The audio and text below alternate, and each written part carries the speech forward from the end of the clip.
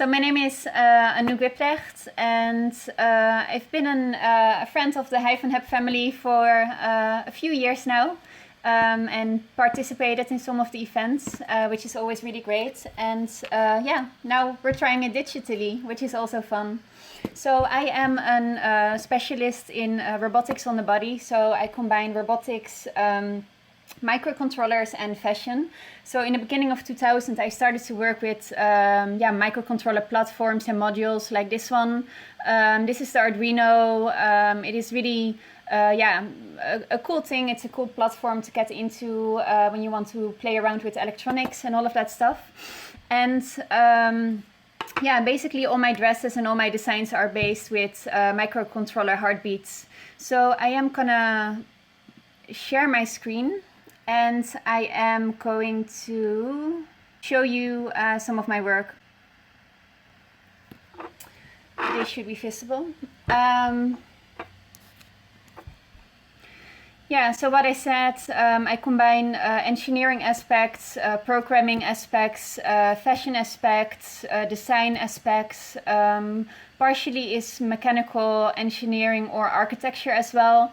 And myself, I mostly base my inspiration on either animals like nature, flowers, anything organic, and I try to place this on the body and see what I can do with it. So the first dress that I'm going to present is a robotic spider dress that you can see here. And I work a lot with the topic of personal space. So the first dress that I'm going to show you is working on this notion of these spaces that we have around the body. So the intimate distance, the personal, the social, and the public space. And all these spaces have different measurements. So in this case of the spider dress, when you walk into the personal space of the dress, it is attacking. But it's not just attacking in one way, it is attacking in a multitude of ways. So depending on how fast you get into the space in front of the design and the model, it also adjusts the speed that this dress is reacting with. So when you walk faster to this dress, the dress is also reacting more aggressively. So I programmed something that I call the 12 states of behavior. So depending on the speed that you walk towards the dress and also where you are in the space surrounding it, it reacts differently. So if you see the top of the design, you can see the sensors in the sort of the big black balls that you can see in the top of the design, and those are ultrasonic rangefinders. So if you're looking at these spaces, this is from Edward T. Hall, and it is it's something called the proxemics theory. He came up with it in the 60s, and he measured it with a physical stick. And what I'm doing basically, I am repeating his research, and I'm measuring it digitally using ultrasonic rangefinders. So you walk up to this dress and it's reacting, which you're going to see in the movie. So the shoulders are based with servo motors. So I'm going to start it.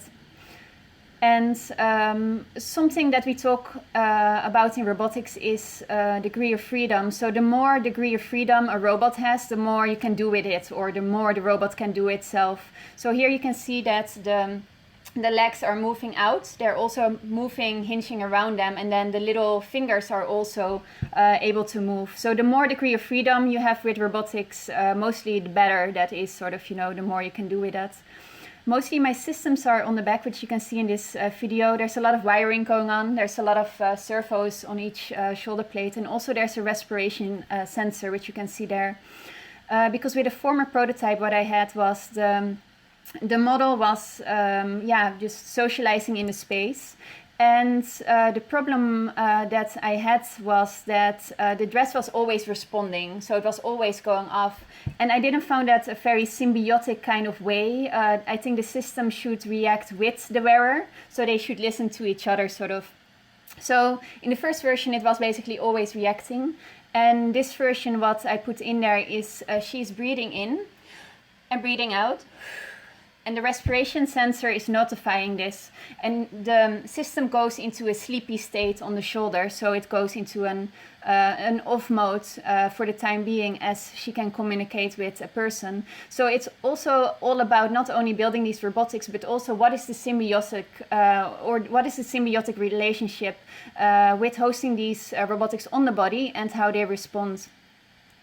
So another of the designs is the one that I'm having here. So this is the smoke dress. So whether you see the spider dress is a little bit more defensive, it's really out there sort of. The smoke dress has the same kinds of sensors, but it measures it differently. So it measures the more people are in the direct surroundings of this dress, and the dress starts to smoke. So almost like another animal, so the spider dress is based on the sort of the spider with a cat-like behavior. This dress is based on the octopus, and whenever it gets scared, it's pushing out a cloud of ink in this case, and it escapes. So that is the notion that this dress is based on. So it's a more friendly design. It's a pear-shaped design. It is very organic, I think, and it's much more friendly, sort of, you know. So one big thing with design and interaction design is you need to watch what you want to do according to the interaction. You also need to see how it looks like, of course, because when you look at the spider dress, it gives you almost a psychological thrill, you know. So you also want the reaction to be like that. Whether when you look at a smoke dress, it is much more elegant, it's much more organic, and it's much more friendly in the behavior as well, in the interaction design. So this is in my studio testing out the dress. This is on a model during one of the exhibitions. So it's a very more friendly design. I'm using very subtle lighting to shine through it, sort of, to really showcase that. And then this is the third design that I'm showing, which is a cocktail dress, and a very literally one, because it really serves you a cocktail. So I'm working with a peristaltic pump on the back of the design, and the model, she's pushing a button and the cocktail is being brewed for you. So this one is consisting of gin and tonic. And for me, this is a really social dress. Whether the smoke dress is really shy, the spider dress is very defensive, the drink ball dress is very out there to almost socialize. So here you can see again me working with the back piece. I put the electronics in there, so the microcontroller, the peristaltic pump that I'm using here. You can see it in the screen as well. And these dresses I created for Cirque du Soleil. So these dresses are walking around in a restaurant of Cirque du Soleil called Heart Ibiza, in Ibiza, Spain. So they are really being used in several colors. So there's, I think, like 4 colors. And that was a really fun exploration. So part of this design I make for myself because of my own research, but most of over I created for companies. So the spider dress is with the semiconductor company Intel. The smoke dress was created for Volkswagen, and the drink ball dress was Cirque du Soleil. So that's a little bit how I work with all these brands. So putting a little bit of my own research in there, and also creating something together using their technologies or whatever their platform gives me. So you have, for example, the different researchers are: the drink ball dress is very social, very playful. You have the spider dress is very defensive, very behavioral. And then the smoke dress is very expressive and very sensitive. So for me, it's really about having fashion as an interface. If and when we put electronics on the body, what do we do? What does it do? How can it do more than blinking and bleeping? How can it have this sense of intelligence? How can you really go really deep with it, but without having to explain it, because it's officially explaining itself while it is doing its thing on the body, sort of, you know? So that is really my interest. And then if you go deeper into that, my interest is the technology being used and new technology. So if you look at sensing of the surroundings, you can see in this case the blue sensors. You can use proximity sensors, light sensors, location, sound sensors, and so on. If you're looking at measuring the body, so for example, stress levels are really interesting to me. You can measure the brain, so EEG. You can measure BVP, so the blood volume. You can measure EMG, the muscle activation, so the way you use your muscles. EDA, galvanic skin response, so the pH levels of your skin and your sweat. Respiration, so your lung volume. HRV, so heart rate, and also the volume of your heart is interesting, and temperature as well. So one of the projects that I did regarding to brain signals and EEG is it's called Ancient Unicorn, and I created it for the European Commission and Ars Electronica in Linz, Austria. So instead of working with a model, I wanted to work with a child, and in this case, kids with ADHD. So kids that have that are a little bit more excited for the world and might have a little bit problems with that. So this is called attention deficit disorder. And what I wanted to do is I wanted to see if I could work with their data, sort of, and measure their brain signals, which is the prototype setting off.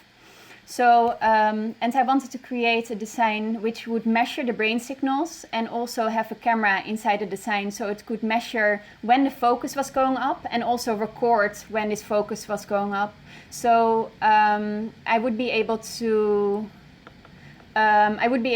see what was going on physically, like really literally in their head, sort of, and work with that data.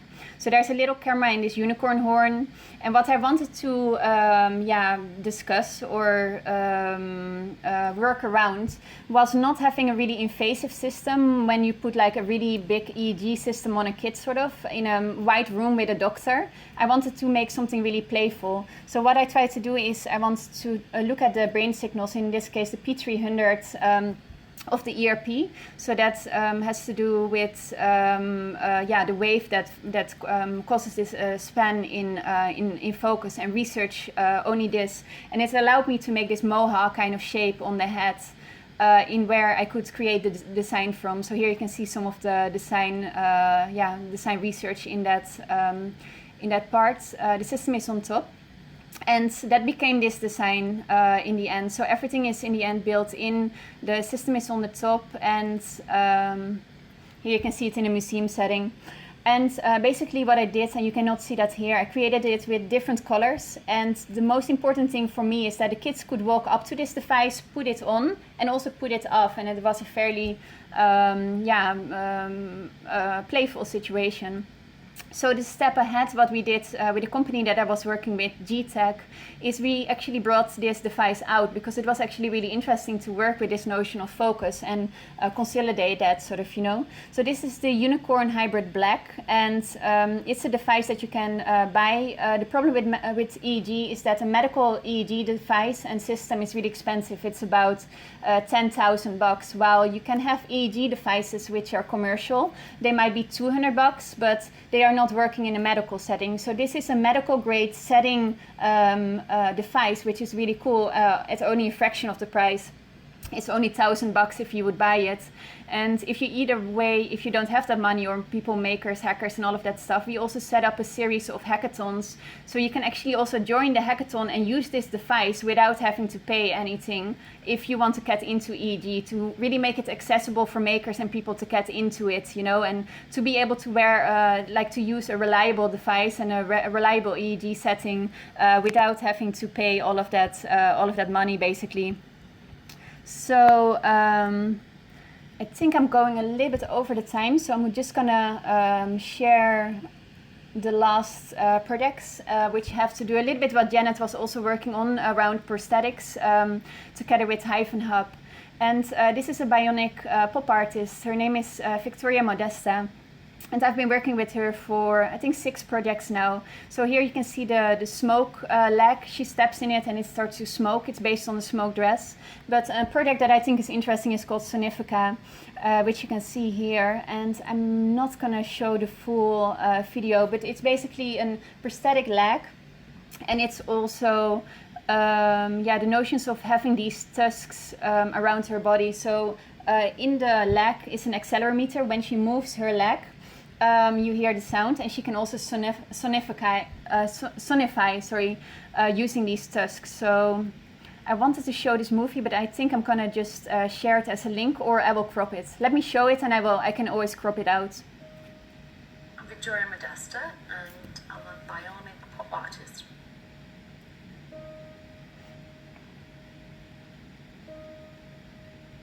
with the spike leg that I had, it kind of, it very much lent itself to using the point of the leg as a kind of circling tool, the point as a way of damaging something. But with this new leg, it's much more organic and almost kind of stomping and kind of animal sort of energy in it. I think that, when we get to the stage where we get into that final kind of performance character, it's actually probably going to be a surprise to me just as much as it will be to you, because it's I guess it's like exploring an identity that this new equipment and silhouette will sort of give me.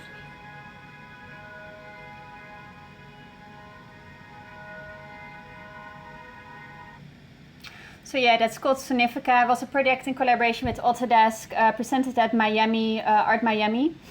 That project is about combining the body with music and performance, so that's really interesting, so you can look it up. And the last project that I want to close down with is a more recent project, also with Victoria. I created with a team a leg which is having a small Tesla coil with the company Architect, who's creating musical Tesla coils, and I created a leg which sort of has this beam of arcs going through it. So I'm going to show you a little bit of it. So this is the effect. So the prosthetic is basically a void space which allowed me to work inside. So all the electronics are inside and also in the shoe. So here you can see the video, some of the early development. So that's kind of the effect. So it's a small Tesla coil and it has an effect called a Jacob's ladder. So you can see the beams going up and down. So this is the version in the shoe. So you can see it built in the shoe. And then the next step was tracing this arc effect up. So extending it, repeating it to the leg. So this is the shoe and the prosthetic leg with a void space and the whole design together. So the shoes were in collaboration with United Newt, and all the electronics are stored within there. And from there you can see the prototype. And then this is the final movie.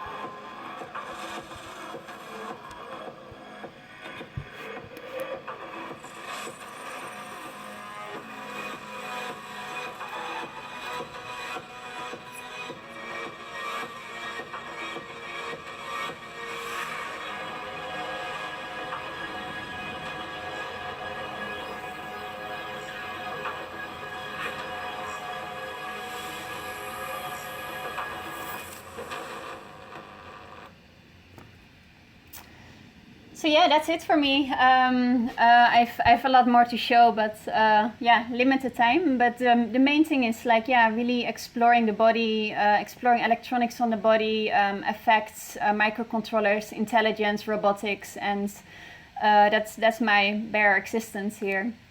So yeah.